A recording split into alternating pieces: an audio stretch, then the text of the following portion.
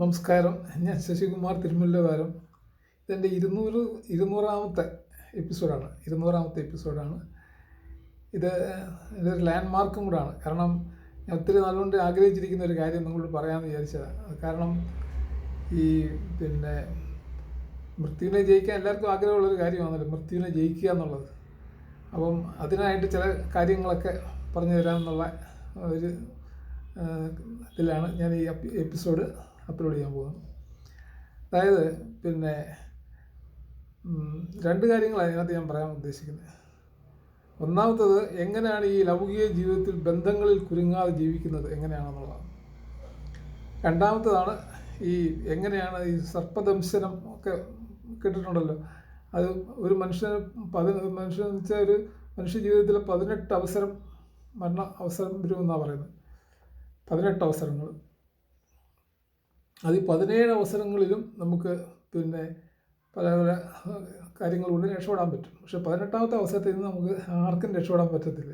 അപ്പോൾ ഈ സർപ്പദംശനം 17ാമത്തെ അവസരം വരെ ആണെങ്കിലും നമുക്ക് രക്ഷപ്പെടാൻ പറ്റും. അതിനുള്ളൊരു ഹിൻറ്റും ഹിൻറ്റ് തരാൻ കാരണം എന്ന് വെച്ചാൽ ഞാൻ ഇത്രയും 18 വർഷം കൊണ്ട് ഞാനിത് പ്രാക്ടീസ് ചെയ്യുന്ന ആളാണ്, ആ മന്ത്രം.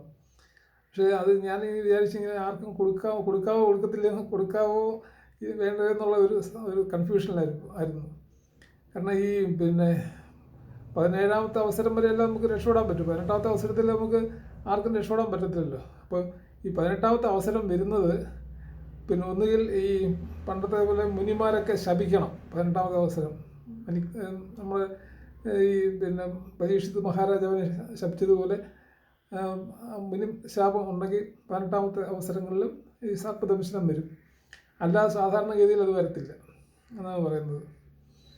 അപ്പോൾ അങ്ങനെ രണ്ട് കാര്യങ്ങളാണ് ഞാൻ പറയാൻ ഉദ്ദേശിക്കുന്നത്. രണ്ട് കാര്യങ്ങൾ.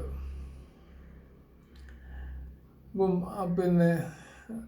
ആദ്യമായിട്ട് ഈ പറഞ്ഞതിൻ്റെ കൂട്ട് ജ്യോതിഷം അനുസരിച്ച് 18 അവസരങ്ങളാണല്ലോ ഞാൻ പറഞ്ഞല്ലോ, 18 അവസരങ്ങളാണ്.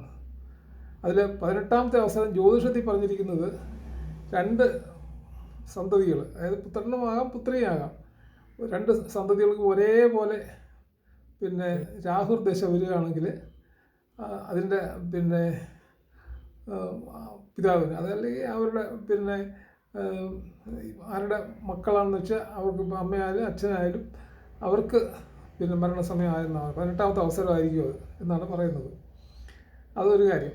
രണ്ടാമത്തെ കാര്യം എന്ന് വെച്ചാൽ ഈ സർപ്പദംശനത്തിനെ പറ്റി പറയുകയാണെങ്കിൽ 17 അവസരങ്ങളിലും നമുക്ക് രക്ഷപ്പെടാൻ പറ്റും. ഞാൻ ഈ പറയുന്ന മന്ത്രമായിട്ട് എനിക്ക് പറഞ്ഞു തരാൻ പറ്റത്തില്ല, അതുകൊണ്ട് ഒരു ഹിൻറ്റ് തരാൻ പറ്റും. അതാണ് രണ്ടാമത്തെ കാര്യം. അപ്പോൾ ആദ്യം ഞാൻ ഈ എങ്ങനെയാണ് ലൗകിക ജീവിതത്തിൽ ബന്ധങ്ങൾ കുരുങ്ങാതെ ജീവിക്കുന്നത് എന്നുള്ളതിനെ പറ്റിയൊന്ന് പറയാം. അതായത് അതിന് ഉദാഹരണം പറയാൻ താമരയാണ്. താമരയ്ക്കകത്ത് ഒരിക്കലും ജലം പിടിച്ചു നിൽക്കത്തില്ല. താമരയിൽ വെള്ളം വീണാൽ അത് അപ്പോഴേ അങ്ങ് ഒഴുകിപ്പോവും, നിൽക്കത്തില്ല. അതേപോലെ ആയിരിക്കണം നമ്മുടെ ജീവിതം എന്നാണ് പറയുന്നത്. ലൗകിക ജീവിതത്തിൽ ആരോടും നമുക്കൊരു ഒട്ടൽ അല്ലെങ്കിൽ ഒരു സ്നേഹബന്ധം, റിലേഷൻഷിപ്പ് ആകാം, പക്ഷേ അതൊരു ഒരു ഒട്ടൽ എന്നുള്ള രീതിയിൽ, അതായത് ഒരു വലിയൊരു അടുപ്പം ആകാം, പക്ഷേ അതുണ്ടെങ്കിലേ പറ്റൂ എന്നുള്ളൊരു രീതിയിൽ ആ അടുപ്പം കൊണ്ടുപോകരുതെന്നാണ് പറഞ്ഞിരിക്കുന്നത്. അതായത് താമര എങ്ങനെയാണ് ജലത്തിനോട് പ്രതികരിക്കുന്നത്, അതേപോലെ ആയിരിക്കണം നമ്മൾ ബന്ധങ്ങളോടും പ്രതികരിക്കേണ്ടതെന്നാണ് പറഞ്ഞിരിക്കുന്നത്. അതൊരു കാര്യം. അപ്പോൾ അത് മനസ്സിലായല്ലോ. അപ്പോൾ താമരയെ പോലെ നമ്മൾ ജീവിക്കണം. താമരയുടെ സ്വഭാവത്തിലുള്ള, അതായത് ഒരു ബന്ധങ്ങളിലും അതുണ്ടെങ്കിലേ പറ്റൂ എന്നുള്ള രീതി ആവരുത്. നമ്മൾ ആ ബന്ധം നമുക്ക് ആവശ്യമുള്ള സമയത്ത് അത്രയും നമ്മൾ ആ ബന്ധത്തിനകത്ത് ഇടപെടാം, അതിൽ കുഴപ്പമൊന്നുമില്ല. പക്ഷേ അത് ഒരിക്കലും നമുക്ക് അതുണ്ടെങ്കിലേ പറ്റത്തുള്ളൂ എന്ന് പറഞ്ഞ് അതിൻ്റെ പുറകെ പോയി പ്രശ്നങ്ങളൊന്നും ഉണ്ടാക്കരുതെന്നാണ് ജ്യോതിഷത്തിലും പറഞ്ഞിരിക്കുന്നത്. പിന്നെ രണ്ടാമത്തെ കാര്യം എന്ന് പറഞ്ഞു കഴിഞ്ഞാൽ ഈ മൃത്യുഞ്ജയ ഹോമം ഞാൻ പറഞ്ഞല്ലോ, മൃത്യുഞ്ജയ മന്ത്രമുണ്ട്. അത് ആ മന്ത്രം ചൊല്ലിയാൽ ഒരിക്കൽ ചൊല്ലിയാൽ മതി. 17 അവസരങ്ങളിൽ നിന്ന് നമുക്ക് നമ്മുടെ മരണസമയത്ത് നിന്ന് രക്ഷപ്പെടാൻ പറ്റുന്നത് ഒരിക്കൽ മന്ത്രം ചൊല്ലിയാൽ മതി, ജീവിതത്തിൽ ഒരിക്കൽ. അതിന് ആ മന്ത്രം ഞാൻ പറഞ്ഞുതരാം. കഹോള ഋഷിഹ അനുഷ്ടുപ്പ് ഛന്ദഃ മൃത്യുഞ്ജയ രുദ്രോ ദേവതാഹ ത്രയംബകം യജാമഹേ സുഗന്ധിം പുഷ്ടിവർദ്ധനം ഉർവാരുകമിവ ബന്ധനാത് മൃത്യൂർ മൂക്ഷീയ മാ അമൃതാത്. അതാണ് മന്ത്രം. ഞാൻ ഒന്നുകൂടെ പറഞ്ഞുതരാം. കഹോള ഇഷിഹ അനുഷ്ടുപ്പ് ഛന്ദഃ മൃത്യുഞ്ജയ രുദ്രോ ദേവത ത്രയംബകം യജാമഹേ സുഗന്ധിം പുഷ്ടിവർദ്ധനം ഉർവാരുകമിവ ബന്ധനാത് മൃത്യുർ മുക്ഷീയ മാ അമൃതാത്. ക്ലിയർ ആയി ഒന്നുകൂടെ പറഞ്ഞുതരാം. കഹോള ഇഷിഹ അനുഷ്ടുപ്പ് ഛന്ദഃ മൃത്യുഞ്ജയ രുദ്രോ ദേവത ത്രയംബകം യജാമഹേ സുഗന്ധിം പുഷ്ടിവർദ്ധനം ഉർവാരുകമിവ ബന്ധനാത് മൃത്യുർ മോക്ഷീയ മാ അമൃതാത്. അതാണ് മന്ത്രം. ഈ മൃത്യുജയ മന്ത്രം നമ്മൾ ജീവിതത്തിൽ ഒരിക്കൽ ചൊല്ലിയാൽ ഈ 17 അവസരങ്ങളിൽ നിന്ന് നമുക്ക് രക്ഷപ്പെടാൻ പറ്റുമെന്നാണ് പറയുന്നത്. പിന്നെ ആദ്യം ചൊല്ലുമ്പം ഈ പറഞ്ഞിട്ട് വിളക്കൊക്കെ കൊളുത്തി വെച്ചാൽ 3 തവണ മിനിമം ചൊല്ലണം ആദ്യം. പിന്നെ നമ്മൾ സൗകര്യം പോലെ ചൊല്ലിയാൽ മതി. പക്ഷേ ഈ 3 തവണ അല്ലെങ്കിൽ 1 തവണ ചൊല്ലിക്കഴിഞ്ഞാൽ അത് വിളക്ക് കൊളുത്തി ഒരു ഇതായിട്ട് ഒരു ആത്മീയമായിട്ടുള്ള ഒരു പരിവേഷത്തോട് കൂടി അതൊക്കെ ചെയ്യാൻ ചെയ്താൽ 17 അവസരങ്ങളിൽ നിന്ന് നമ്മൾ രക്ഷപ്പെടും. 18ാമത്തെ അവസരങ്ങൾക്ക് ആർക്കും രക്ഷപ്പെടാൻ പറ്റത്തില്ലല്ലോ. അതിലേ നമ്മൾ പിന്നെ നമ്മുടെ ജീവിതം അവസാനിക്കത്തുള്ളതെന്നാണ് പുരാണങ്ങളിലൊക്കെ പറയുന്നത്. 18 പുരാണങ്ങളുള്ളതിൽ 8ാമത്തെ പുരാണമായ പിന്നെ മാർക്കണ്ഡേയ പുരാണമുണ്ട്. മാർക്കണ്ഡേയ പുരാണം അറിയാമല്ലോ. മാർക്കണ്ഡേയനെ പറ്റി കേട്ടിട്ടില്ലേ? ഒരിക്കലും പിന്നെ മരിക്കാൻ, അതായത് ദീർഘായുഷ്മനാണ്, ചിരഞ്ജീവിയാണ് മാർക്കണ്ഡേയൻ. ആ മാർക്കണ്ഡേയൻ്റെ പുരാണത്തിൽ പറഞ്ഞിരിക്കുന്ന ഒരു പിന്നെ ദേവീ മഹാത്മ്യം എന്നും പറഞ്ഞൊരു ഇതുണ്ട്, കീർത്തനമുണ്ട്. അതിനകത്താണ് ഈ ഞാൻ പറഞ്ഞിരിക്കുന്ന പിന്നെ ഈ എന്താണ് ഈ സർപ്പദംശനം ഏൽക്കാതിരിക്കാനുള്ള, അതായത് 17 അവസരങ്ങളിൽ നിന്ന് രക്ഷപ്പെടാനുള്ള, സർപ്പദംശനം വന്നാൽ പോലും അതിൽ നിന്ന് രക്ഷപ്പെടാൻ പറ്റുന്ന, അല്ലെങ്കിൽ സർപ്പദംശനം ഉണ്ടാവാതിരിക്കാൻ, സർപ്പദംശനം വരാതിരിക്കാനുള്ളൊരു മന്ത്രം അതിനകത്ത് ആ ദേവീ മഹാത്മ്യത്തിൽ കൊടുത്തിട്ടുണ്ട്. അതിൻ്റെ ഏകാദശാധ്യായത്തിലാണ് അത്. ഏതാണെന്ന് ഞാൻ പറഞ്ഞു തരാൻ പറ്റത്തില്ല, അത് നിങ്ങൾ തന്നെ കണ്ടുപിടിച്ചോണം.